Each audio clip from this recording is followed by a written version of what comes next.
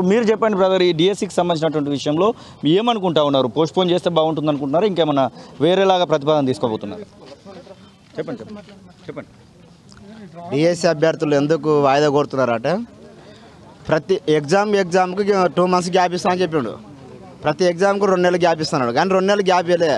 TET exam పెట్టిండు, HW exam పెట్టిండు, మళ్ళీ డిఓ ఎగ్జామ్ ఉంది, అందులో మళ్ళీ డిఎస్సి ఎగ్జామ్ ఉంది. అంటే ప్రతి ఎగ్జామ్కి 15 రోజులు 10 రోజులు, గ్రూప్ 2కు డిఎస్సికి ఒక రోజే గ్యాప్ ఉంది.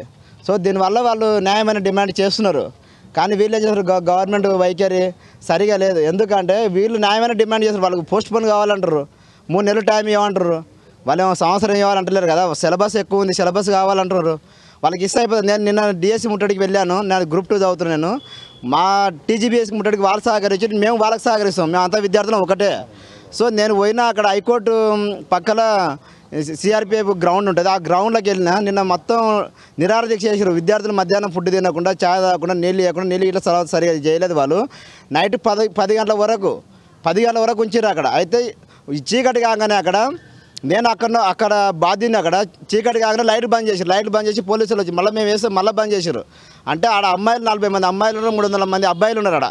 అంటే చీకట్లో వాళ్ళు ఎత్తుకపోదని ప్లాన్ చేస్తే అప్పుడు వేరే ఎవరు ఈ బీజేవైఎంలు వచ్చారు, అప్పుడు లైట్లు వేసారు.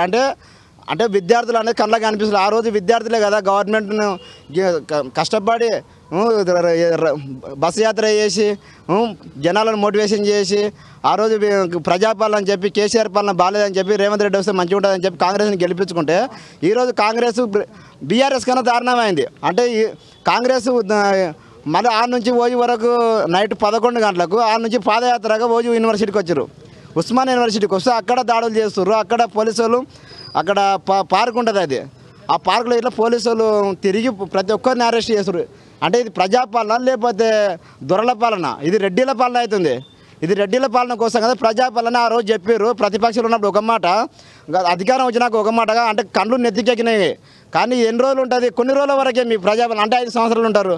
కానీ మా ప్రతాపం చూపిస్తాం కదా, మేము ఏం ఆడుతున్నాం, జస్ట్ నేను పైసలు ఆడుతలేము, ఆస్తులు ఆడుతాను, ఏం ఆడుతలేము, జస్ట్ పోస్ట్ పోన్ చేయరా బాబు, పోస్ట్ పోన్ చేస్తే మేము రాసుకుంటాం, మాకు సిలబస్ ఎక్కువ ఉందని అడుగుతారు విద్యార్థులు.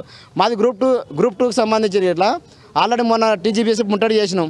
ఆ ముట్టడి చేస్తే ఏమైందంటే గవర్నమెంట్ నుంచి స్పందన వచ్చింది, మేము పోస్ట్ పోన్ చేస్తాం. మేము పోస్ట్ పోన్ చేయమని అడగలేదు, ఏం అడిగినాము, మాకు పోస్ట్ పెంచు, పోస్టుతో పాటు పోస్ట్ పోన్ చేయను. కానీ వీళ్ళందరూ పోస్ట్ పోన్ చేసి అది ఇట్లా క్లారిటీ లేదు, ఇంతవరకు వెప్పినట్లేదు. దాదాపు 4 రోజులు అవుతుంది, ఇంతవరకు వెప్పినట్లేదు. అంటే నిరుద్యోగుల పైన ఇంత చులకనగా చూస్తున్నారు. అంటే మీ గవర్నమెంట్ ఏం ఆలోచిస్తుంది? రేవంత్ రెడ్డి గారికి సరిగా సమాచారం ఇవ్వట్లేదు. బలమూరి వెంకట కానీ, మల్లన్న కానీ, రియాజ్ సార్ కానీ, వీళ్ళు ఆయన దగ్గర నిరుద్యోగుల సమాచారాన్ని సరిగా వాళ్ళకి అందించడం లేదు. అంటే ఎవరో ప్రతిపక్షం వాళ్ళు వచ్చి, ప్రతిపక్షం అంటే కామన్ ఎవరైనా సార్, బీజేపీలో వస్తారు, టీఆర్ఎస్లో వస్తారు, వాళ్ళు 5-6 మంది వస్తే నిరుద్యోగులు ఎక్కువ మంది అంటే వాళ్ళకి వీళ్ళు చేయలేక వాళ్ళని చెప్తారు, టీఆర్ఎస్లు చేపిస్తారు, బీజేపీ. ఇది కాదు, నిరుద్యోగులు స్వచ్ఛందంగా మన దాదాపు 30,000 మంది టీజీబీఎస్సీ ముట్టడి చేశారు. నిన్న ఇట్లా దాదాపు 10,000 మంది డిఎస్సి ముట్టడి చేశారు. నిరుద్యోగులు స్వచ్ఛందంగా కోరుకుంటారు.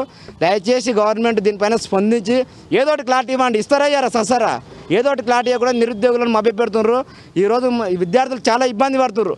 ఇస్తే వెబ్ నోట్ ఇస్తావా, ఎగ్జామ్ పెడతావా, తర్వాత మేము మా ప్రణాళిక కార్యాచరణ వేరుంటుంది. కానీ నువ్వు క్లారిటీ ఇవ్వకుండా ఇస్తా నానుచడం వల్ల విద్యార్థులు నష్టపోతున్నారు. మేము విద్యార్థులు నష్టపోతే నువ్వు నష్టపోయినట్లే. విద్యార్థులు అనుకుంటే ఏదైనా ఏ గవర్నమెంట్ ఇట్లా ఇంతవరకు ఉండలేదు. అది ముఖ్యంగా తెలంగాణలో విద్యార్థులకు ఏదైనా చేయగలుగుతారు. కాబట్టి దయచేసి గవర్నమెంట్ దీనిపైన స్పందన చేసి మాకు అనుకూలంగా ఉచితాలు చేస్తే మంచిది. అసలైన తొలి వెలుగు. ఫాలో వాట్సాప్ @తొలి వెలుగు official.